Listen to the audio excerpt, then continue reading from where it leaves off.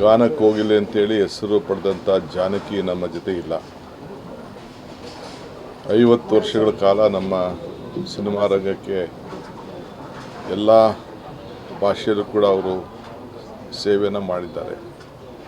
ಒಂದು ನನಗೆ ಆಶ್ಚರ್ಯ ಏನಂದರೆ, ನಿನ್ನೆ ಅವರ ಕುಟುಂಬದವ್ರ ಹತ್ರ ನಾನು ಮಾತಾಡಿದೆ. ಫೈನಲ್ ಹೈದರಾಬಾದಿಂದ ಕಳೆದ 2 ವರ್ಷದಿಂದ ಬಂದು ಬೆಂಗಳೂರಿನಲ್ಲಿ, ಮೈಸೂರಿನಲ್ಲಿ ಅವರು ವಾಸವಾಗಿದ್ದರು.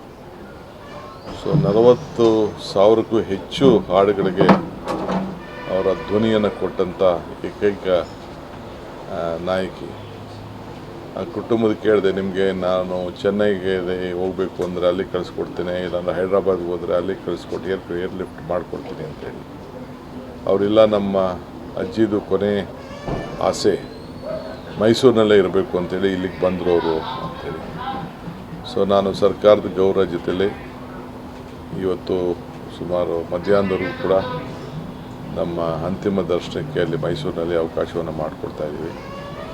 ಅದಾದ ಮೇಲೆ ಸರ್ಕಾರದ ಗೌರವದೊಂದಿಗೆ ಅವರಿಗೆ ಗೌರವನ ಸಲ್ಲಿಸುವಂಥ ಕೆಲಸ ನಮ್ಮ ಡಿಸ್ಟ್ರಿಕ್ಟ್ ಮಿನಿಸ್ಟ್ರು ಇವತ್ತು ಗುಲ್ಬರ್ಗಾಗೆ ಹೋಗಿದ್ದರು, ಯತೀಂದ್ರ ಅವರು. ಅವ್ರಿಗೆ ನಾನು ರಿಕ್ವೆಸ್ಟ್ ಮಾಡಿದೆ, ನೀನು ಕ್ಯಾನ್ಸಲ್ ಮಾಡಿ ಗೌರವನ ಸಲ್ಲಿಸುವಂಥ ಕೆಲಸ ಮಾಡಬೇಕು ಅಂತೇಳಿ. ಅವರು ಅಲ್ಲಿ ಭಾಗವಹಿಸ್ತಾ ಇದ್ದಾರೆ.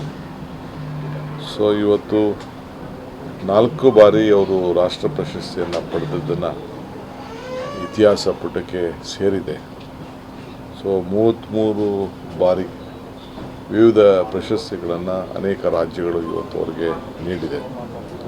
ನಾವು ಕೂಡ ಕರ್ನಾಟಕ ರಾಜ್ಯೋತ್ಸವ ಪ್ರಶಸ್ತಿಯನ್ನು ಕೂಡ ಕೊಟ್ಟು ಅವ್ರಿಗೆ ಗೌರವವನ್ನು ಸಲ್ಲಿಸಿದ್ದೇವೆ. ಸೊ ಇಂಥ ಒಬ್ಬ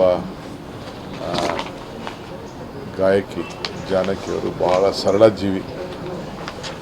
ಯಾವುದು ಕೂಡ ಅವರು ಲತಾ ಮಂಗೇಶ್ಕರ್ ಯಾವ ರೀತಿ ಅವರ ಸರಳತೆಯನ್ನು ಕಾಪಾಡ್ಕೊಂಡು ಬಂದರು, ಆ ರೀತಿ.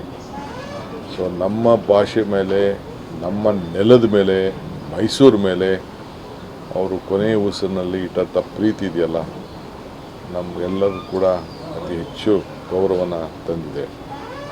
ಸೊ ಅವರು ಮೊದಲನೇ ಹಾಡು ಮತ್ತು ಕೊನೆ ಹಾಡು ಹಾಡಿದ್ದು ಮೈಸೂರಿನಲ್ಲೇ.